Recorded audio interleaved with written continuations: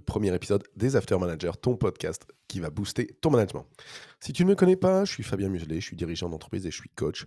Et j'accompagne plus particulièrement les cadres et dirigeants à devenir des leaders inspirants et efficaces et maîtrisant une gestion d'équipe axée sur l'humain. Dans ce podcast, entre deux coachings ou situations managériales, je vais te donner ma vision, mes outils et mes retours d'expérience pour gagner en productivité, améliorer tes postures pour que tu puisses jouer ton rôle et pas celui qu'on veut t'imposer. Aujourd'hui, je voulais te parler d'un sujet, je dirais d'un sujet récurrent et hebdomadaire, qui est, de réussir à, faire un point d'équipe.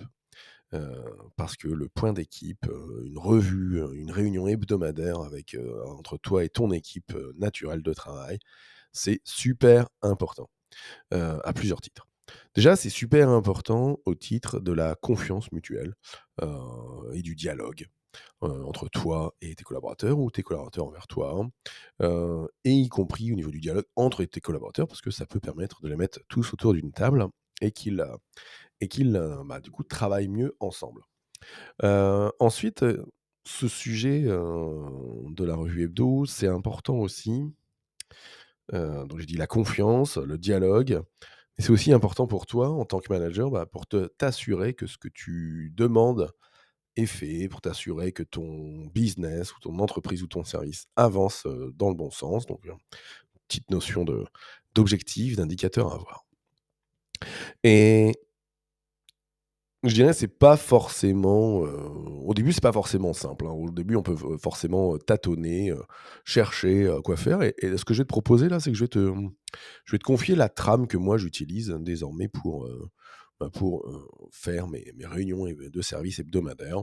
C'est une trame que j'ai affinée au fil de l'eau depuis, 2012-2013. Et que j'ai, fait itérer à chacun de mes nouveaux postes de chef d'agence ou encore dernièrement, sur mon job de directeur adjoint. Donc c'est une trame, allez, en 5 volets, qui est assez simple, et si tu veux, que je t'envoie, ma trame, écoute, tu te connectes à moi sur LinkedIn, et tu m'envoies un message et je serai heureux de te partager, le PDF ou le Notion, enfin en tout cas de te partager la trame de cette revue de performance, hebdomadaire. Donc c'est une trame qui est en 5 grandes étapes. La première étape, c'est de s'assurer de donner la parole à tous. Donc de faire un tour de table où chacun des collaborateurs va en, je dirais, 2 à 4 minutes partager les nouvelles de son service, heu, ce qu'il a, réalisé la semaine écoulée et quelles vont être ses priorités pour la semaine à venir. Du coup, là, ce qui est important, si tu veux le faire de cette manière-là, c'est de le faire comme moi, c'est de le faire le lundi matin. Comme ça, tu lances ta semaine comme ça. Donc nous, là, c'est ce qu'on fait. On partage, avec chacun des 3, responsables de service, plus nous en tant que direction. Voilà, chacun amène ces différents éléments-là. Ça permet de récupérer de la matière, ça permet de valoriser, je dirais les bonnes nouvelles et puis ça permet de récupérer aussi, les points de blocage qu'on traitera, un petit peu plus tard, dans la trame. Ensuite, bah, ne s'améliore que ce qui est mesuré. Hein, ça, c'est quelque chose, tu t'en rendras compte au fur et à mesure, dans ton job de manager et de dirigeant, c'est que tout ce que tu ne mesures pas aura tendance à vivoter ou à, péricliter. Donc il faut que tu choisisses, dans cette deuxième partie, des indicateurs, que tu aies un mini tableau de bord hebdo, je dirais, qui te permettent d'avoir des indicateurs pour ton entreprise et des indicateurs par service, pour voir, la performance de chacun, pour voir les priorités de chacun. Donc, je sais pas moi, ça peut être, la trésorerie, ça peut être, un taux de complétude dans base de données, ça peut être un nombre de clients satisfaits, et cetera. Là, on est début janvier, ça peut être, les entretiens annuels. Bref, tu peux trouver facilement des indicateurs à la semaine. C'est pas forcément le même du 1er janvier au 31 décembre, hein, comme là, je viens de te le tenir, les entretiens annuels, ça peut être sur janvier-février ou tu suis ça toutes les semaines selon ton nombre de collaborateurs, bref. En tout cas, le but, hein, c'est de montrer que, tu surveilles, montrer que tu regardes les choses et puis, s'il y a une situation de dérive avec tes collaborateurs, hein, une dérive sur un indicateur, de pouvoir travailler ensemble sur les pistes de progrès. Le troisième volet qui est important et je te ferai un épisode sur ça aussi, c'est sur les projets phares du trimestre. Globalement, c'est quoi les gros cailloux de ton entreprise, les gros cailloux, collectifs et les gros cailloux individuels. Heu, Est-ce que, Patrick doit rendre un gros dossier sur ça? Est-ce que Micheline doit, analyser une note RH et en faire un document, un portage dans l'entreprise? Est-ce que tu as, ta vision stratégique à faire? Bref, on a toujours dans l'entreprise des gros projets, des projets phares, collectifs et individuels. Et de la même manière, moi je pense qu'il est important, de les partager dans la revue hebdo pour avoir un point d'actualité. Sinon, parfois les projets, on les oublie et le fait de les mettre toutes les semaines à l'actualité, va te permettre, oui, d'assurer à ce qu'il soit vu, à ce qu'il soit dialogué entre les différents membres, de l'équipe et du coup, s'il y a un problème, s'il y a une dérive, tu vas pouvoir le traiter aussi et arbitrer à ce moment-là. Le quatrième volet que moi j'utilise, c'est les annonces clients, les annonces collaborateurs. C'est de reprendre, je dirais tout ce qui était les annonces courtes sur l'actualité, heu, mais surtout les problèmes qui peuvent impacter ton entreprise et qui vont remonter, des clients ou des collaborateurs. Dans mon dernière entreprise, c'était, voilà, les irritants. C'est quoi les irritants clients? C'est quoi les irritants de l'équipe? Moi, je préfère, parler d'annonces parce que, des fois, oui, il y a des problèmes qui remontent, c'est des irritants, parce que c'est quelque chose qui gratte au long cours, mais ça peut aussi être un problème ponctuel, voilà. Donc d'avoir un système d'écoute de tes clients, un système d'écoute de tes collaborateurs, pour pouvoir aussi en tirer des actions. Donc ça, c'était le 4e volet, pardon, retour, irritant, équipe.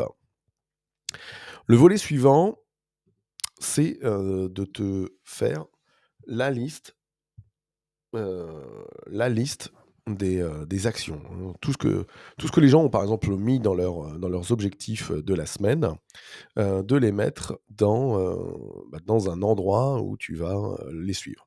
Toutes tes demandes que toi tu peux avoir auprès de tes équipes, tous tes points individuels par service, heu, de les tracer. De les tracer parce que, ça permet aussi, de s'assurer que, les priorités de la semaine d'il y a 15 jours, sont bien suivies, que ce problème, d'il y a 3 semaines, du service administratif est bien fait, que, le responsable, exploitation ou le responsable service après-vente, fait bien son boulot. Donc le 5e élément, c'est ça. C'est et ça te permet justement, d'aller tracer le suivi, d'aller t'assurer que la délégation fonctionne, en ayant, cette liste de tâches. Donc en cinquième position, hein. Donc le but là, il est pas de faire, je dirais, heu, c'est un inventaire, mais le but, c'est pas d'aller creuser à fond chacun des éléments. Sauf s'il y a des points qui traînent, je sais pas, depuis 3 ou 4 semaines. Le but à cet endroit-là, c'est les priorités, voilà, de la semaine et de la semaine qui suit et que en gros, toutes les 2 semaines maximum, ça se vide. Donc d'avoir, voilà, ce passage en vue des actions individuelles et je dirais, il y a un dernier pavé qui peut être super intéressant si tu as encore du temps dans ta réunion.